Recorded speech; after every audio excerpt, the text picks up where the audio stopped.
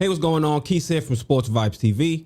And in this video, I just want to discuss Doug Pederson's firing from the Philadelphia Eagles. Now, to me, I think it's well-deserved. Carson Wentz has looked like a shell of himself.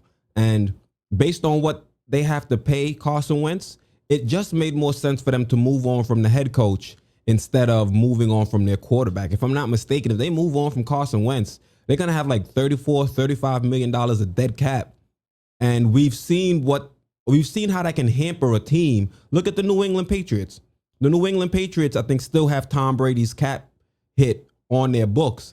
And this is the first year that they were unable to make the playoffs.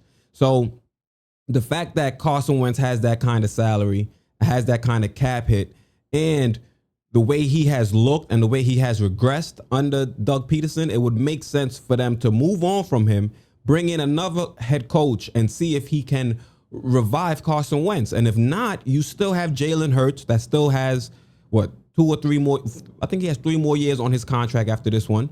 So you still have Hurts in the wing just in case that Carson Wentz experiment with the new head coach does not work out. Now, as a Giants fan, I'm applauding this move. You know, you really don't want to see people get fired, but he did he made a sucker move and caused us to not get into the playoffs. So if that was what led him to this firing, good for him. Because he should have, if he was going to go into that game with that kind of mindset, with that kind of game plan, then you should have just benched your starting quarterback and you should have let the backup play the whole game.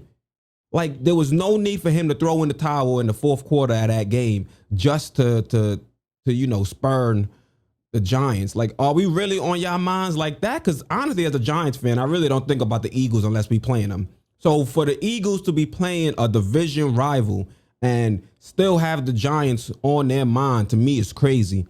To me, it shows that the Giants are really the ones that run the NFC East. Even though we haven't been as good as we would have liked, clearly these other teams, whether it be the Cowboys, the Washington football team, or the Philadelphia Eagles, they all have it out to get us. So this proves to me that the NFC East is the Giants division. Whether we win or not, we're on the minds of all those teams. Like I said, Washington football team, Philadelphia Eagles, and the Cowboys. And to me, the craziest part of this story is I think there's reports out there saying Doug Pederson might be in the running to become the new head coach of the Jets. And if I were Jets ownership, I was like, you just fired a coach for doing a sucker move with Greg Williams for doing that all-out blitz to end the game and for them to lose against the Raiders. So if the Jets decided they won't go with Doug Pederson, then God bless them. I wish them nothing but the best. But to me, it wouldn't make sense, especially, philosophically, it would make sense because they have Sam Darnold at quarterback and Doug Pederson is supposed to be an offensive guru. If I'm not mistaken, he's out of that Andy Reid coaching tree. And it would make sense for Sam Darnold. But you just fired Greg Williams, who made a sucker move and went on a zero blitz to end the game, knowing that the other team had to go 40, 50 yards to score a touchdown.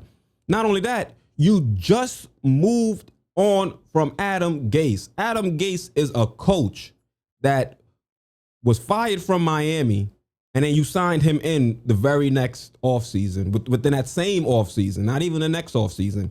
So you're going to tell me now you're not going to learn from that situation, even though Doug Pederson has a Super Bowl title on his ring, a Super Bowl ring.